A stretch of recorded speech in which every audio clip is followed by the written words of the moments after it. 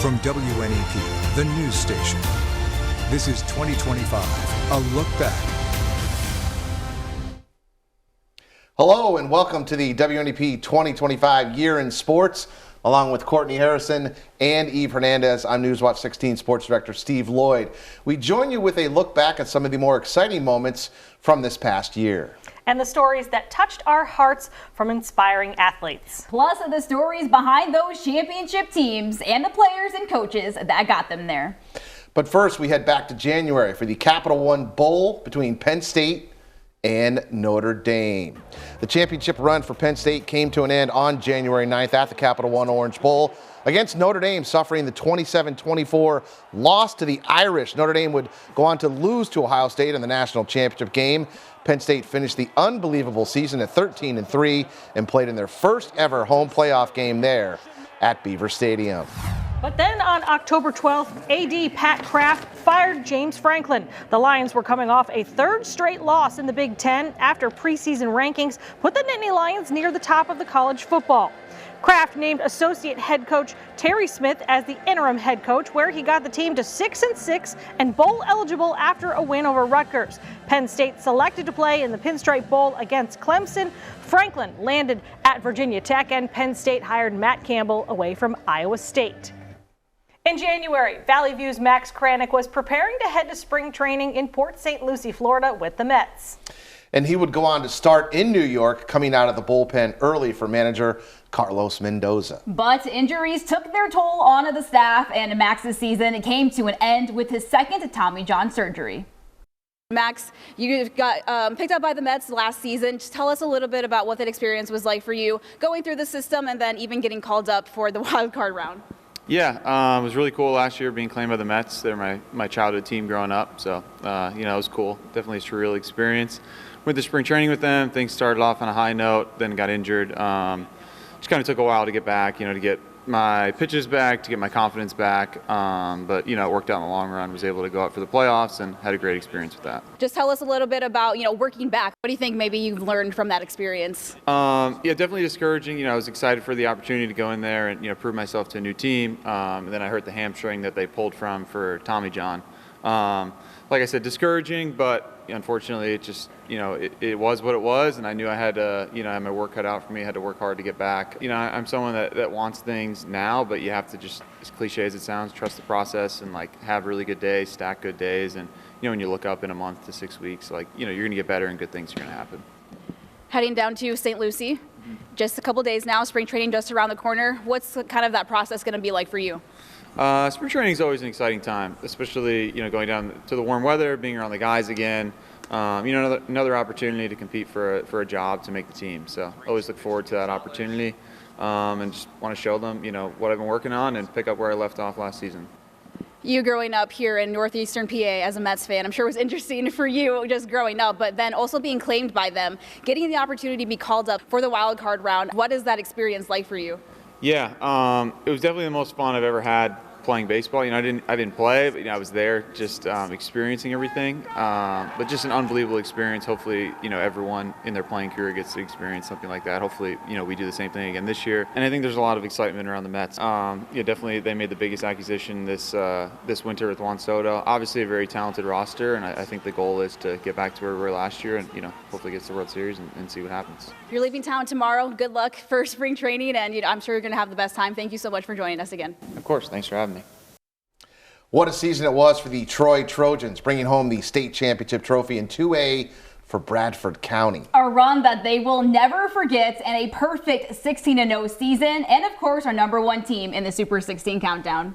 January 28th, they received their hardware at the school, and WNEP was proud to give them their gold. The Troy area football team is crossing off another first as this year's Super 16 #1 team. The Trojans scored more than 750 points this season, earned a perfect 16-0 record, and capped it off as the PIAA 2A state champions, beating Central Clarion 25-24. It's a tribute to this team's hard work and dedication. It did not happen by chance. This is a great group of young men, and they worked their tails off and earned every piece of it. Something we've dreamed of as kids, as and even adults just going into high school, we're like, we can do this, like, and it just feels great to just finally get recognized. This season was so much fun. It's something I'll never forget. I know these guys won't either. Sometimes you just got to look back and smile, even though it happened a month ago. It's still crazy to think that it actually happened. The Trojans found their way to the top spot of the Super 16 countdown in week 2.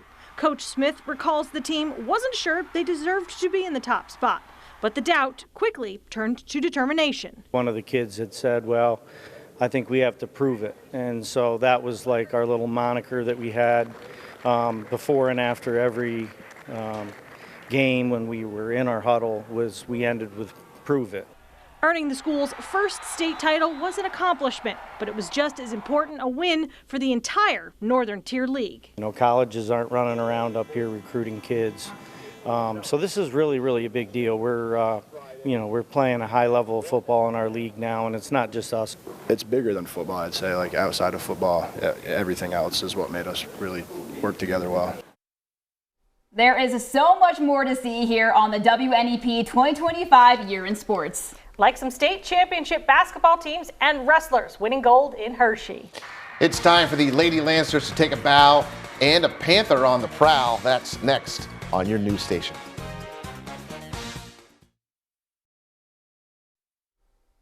We hit the hardwood in the month of March, and all eyes were on who would make it to Hershey. One team that's entered the tournament at 25-2 was Loyalsock, and the Lancers never slowed down. Beating Shadyside Academy in the 3A state final 55-43 for state gold.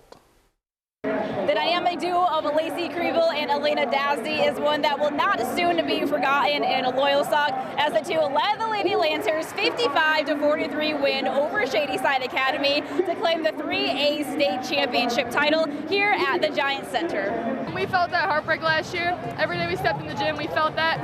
We worked hard every single day. Everyone was doubting us. We knew we could do it. We always had confidence, and we just worked so hard. We earned this. Kriebel led the team with 23 points, including 5 buckets from outside the arc. Dazdy added 21, including a fadeaway to start the fourth quarter, helping the Lancers go on a 12-point run to keep Shadyside Academy playing catch-up. It was just a collective team effort. We knew we could get it done. We just had to get it done. So after halftime, we came out. We wanted to push the first punch in, and we wanted to lock it down. The girls, they earn it. There's no two players that put in more time than those two. I thought Elena Dotsie was a first-team All-Stater last year. I think she's a Player of the Year this year. So the way Lacey played the last 3 games for us in the state playoffs, she was on another level. But now that's become her level, so she needs to understand that at the next level. She's earned it. She works so hard, and I'm just super proud of all of them.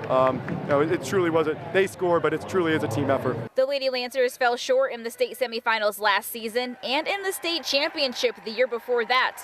But they end the 2025 campaign with a 30-2 record as AAA state champions and with a bright future ahead for the program. Brant Hare from Montgomery took gold at 139 in 2A wrestling, winning 1-zip in the finals, finishing 57-0. While Muncie's Austin Johnson won at 215, going 44-1 on the season with the 5-2 win in the finals. And for Panther Valley and Brenda Banks, another gold for the Panthers at 285. The fall in 42 seconds and finishing 36-1. Here's Brenda on taking it to the mats in practice. Brenda Banks is having a successful season on the mat. The junior from Panther Valley carries a 32-1 record this season and is coming off a big win at the regional tournament against the number 2 girl in the state, McKenna Atkinson from Souderton. I was really excited coming into the tournament knowing that I'd probably most likely see her in the finals because she is an extremely strong opponent, and we both get better over the years, so being able to wrestle her is always a treat for me. Banks took up the sport 3 years ago on a whim, but her natural talent has put her in the spotlight. I really appreciate that, as much as work as I put into it, I get out of it. So I appreciate that. And then just all the support from everybody as well. The girls wrestling community is very accepting. There's a different level to state caliber wrestlers, and she does it better than anybody I've ever seen. So to have the other kids have the ability to look up to that and work into that is incredibly important for the team dynamic as a whole. 1 in every 100,000 coaches gets one wrestler like this in their career. I'm lucky enough to have mine right now. Banks will now be heading to Hershey in a little less than 2 weeks and is hoping to be able to bring back a third banner to hang here in the gymnasium. There's always a little bit of pressure on me, being able to upkeep my my reputation and my record and just, the whole weight of my community and stuff, just hoping that I win because I just want to be able to represent our school well. I mean, first one was non-PIAA, but to be going for your third straight in your third year wrestling, that doesn't happen. This is not a sport where people just come in and are instantly great. You can be good right off the bat, but nobody is this good. Banks won't be the only one representing Panther Valley at states. Her teammate, Elisa Williams, will be competing as well. Noah Powers from Blue Mountain captured gold in the boys 2A 50 free at Bucknell University in the PIAA State Swimming and Diving Championships. Powers, a powerhouse swimmer from Schuylkill County, finishing in 1983, just off his PIAA record of 1982 set back in 2024, and the Dallas girls winning the AA 400 free relay. When we come back, news on the Rail Riders and the Penguins. Plus, winners in high school basketball, baseball, softball, and track and field. And the former Mid-Valley Spartan who made history at Villanova when the WNEP 2025 Year in Sports returns. The Rail Riders made it to the International League Championship Series, losing in 3 games to Jacksonville. Shelly Duncan named IL Manager of the Year, while Jose Rojas and Alan Winans selected for the IL All-Star teams. And the Wilkes-Barre-Scranton Penguins lost 2-0 to Lehigh Valley in the first round of the Atlantic Division playoffs. Plus, Chase Briscoe wins the June NASCAR Cup Series race at Pocono. In 3A softball, it was the Pine Grove area Cardinals winning the state championship game 4-3 over Bald Eagle area. A very hard-fought win for Ryan Leffler's team, earning their second state softball title in school history. And in Class 4A, it was the Valley View Cougars claiming their third state softball championship in school history. 6-zip win over Kennard Dale. Mia Wascora and her talented team bringing home a title to Lackawanna County. And in the state track and field, there were many champions. Here's Eve with her report back in May from day 2 at Shippensburg. Trying to stand out in a venue filled with 587 schools across the state of Pennsylvania is a difficult thing to do. However, many area athletes found a way at Shippensburg's Seth Grove Stadium. Pine Grove area's Victoria Lukenbach was the fastest runner in the girls' AA 100-meter dash, a time of 11:81, earning her a gold medal. It means so much considering that we're a small town and I've been able to come here and represent at states all 4 years, so I'm very, very, very proud. Wilkes-Barre area's Timothy Leonard also medaled in the 100-meter dash, finishing in 6th. And Warrior Run's 4x8 team won a tight race between 2 other teams, finishing in 9:27.21. I think we knew we had a job to get done. Going into this, our goal was to win since we won last year. And we knew it was going to be kind of a close race. We were seated pretty far ahead, but we knew that anything can happen the day of a race. So I think we all just focused on putting in our separate work for each of the just legs to overall achieve this goal. The girls' AA pole vault competition was equally close. Montoursville's Kendall Sims tied for 5th, while Western Wayne's Katie Skirpin ended her high school career with a 4th place medal. My PR was 11.6. I was really happy with how I did though. My last jump was really good. Coach said it was the best one I did, even though I missed it. But I'm really happy with all my jumps. I had almost straight through. I like being around people who can push me further. It's really nice. The girls are amazing. It's just really cool to be out here with these people. It makes me feel like it's hard to believe I'm competing on the same level. Well, we love when a local product like Miranda Runco from Mid-Valley hits it big in college. And that's exactly what the former Spartan did this season. Runco set the mark for home runs in a season for the Wildcats with 20 and making it onto the Big East All-Star first team as a DH. Number 25, Miranda Runco. Miranda Runco has bombed her way into the record books this season. Runco claimed the Big East regular season home run record with 12. Then, during the Big East tournament against Providence last Wednesday, she became the single-season home run leader in Villanova's softball program history, crushing 2 home runs, bringing her total to 20. I had to keep in mind that I'm still playing for all these girls here. If I didn't get it, it was okay. Like, I still felt good doing everything. So I just kept that in my mind, and I'm so happy that I broke it. It keeps getting better and better and better, and you're like, okay, she's had a great year. We said that about a month ago, how, you know, it's a great year, and I'm like, it just gets better and better. So I think that's the biggest thing, is that, you know, she's not like satisfied with like, oh, I hit this or I broke it. It's like, no, I'm going to keep going. Villanova head coach Bridget Orchard says Runco was a top recruit because of her performance in high school, helping Mid-Valley to a state title in 2023. Runco didn't get a lot of playing time during her freshman season, but her patience is paying off. The biggest challenge was adjusting from high school softball to Division I. The pitchers can spin a lot more. It's a lot faster. I have to be quicker and everything. Even with pitching, I didn't do so good pitching, but I know even next year that I have to work even harder to get to where I want to be. As a sophomore, Miranda is making her presence known and making it harder on opposing pitchers to prevent her from hitting home runs. It honestly makes me feel like I'm back in high school. The same thing, getting intentionally walked, but I have to keep working up the count, knowing that even if I have 3 balls, I could still get that 1 strike to hit it over the fence or just get a base hit. The Wildcats' season came to an end in the Big East tournament, but Runco hopes to continue to grow for her junior season next year. Up next from Union County to Team USA, Evelyn Bliss made history. And throwing the javelin was her specialty. See her amazing story when the WNEP 2025 Year in Sports returns.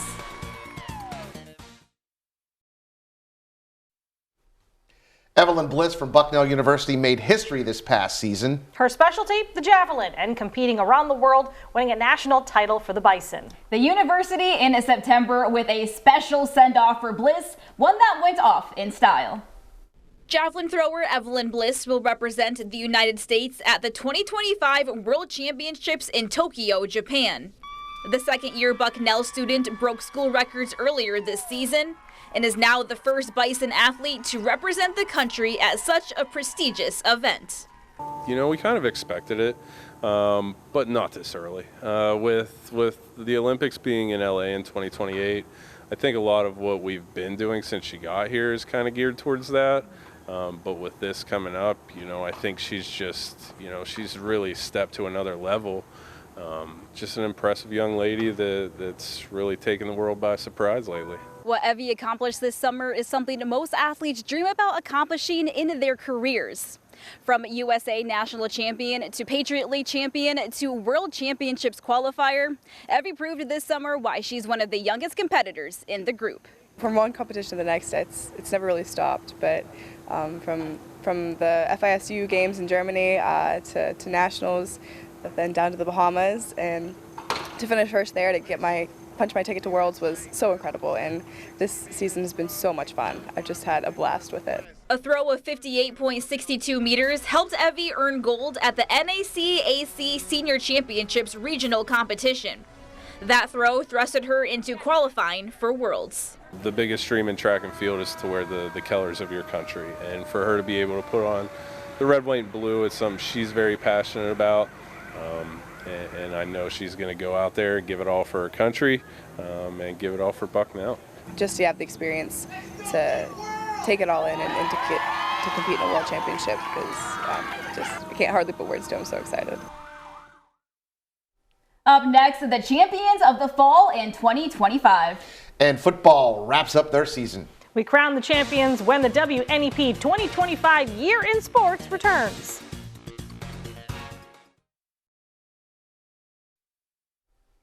In boys cross country, Elk Lake won the single A title. Michael Fritz from Northwest was the A champ, and Kendall Jones from Elk Lake, he finished second. In 2A, Hughesville won the team title in boys cross country, and Tice Shaner was the 2A champion for the Spartans. In boys golf, Scranton Prep's Cole Powell was the 2A champ, and Prep won the 2A team title, while Appleton Heights won the AAA team title. In girls tennis, Prep won the 2A team title, and Kara Evans from Montrose, the 2A champ, and the team of Langle and Cuck from Prep won the AA doubles title.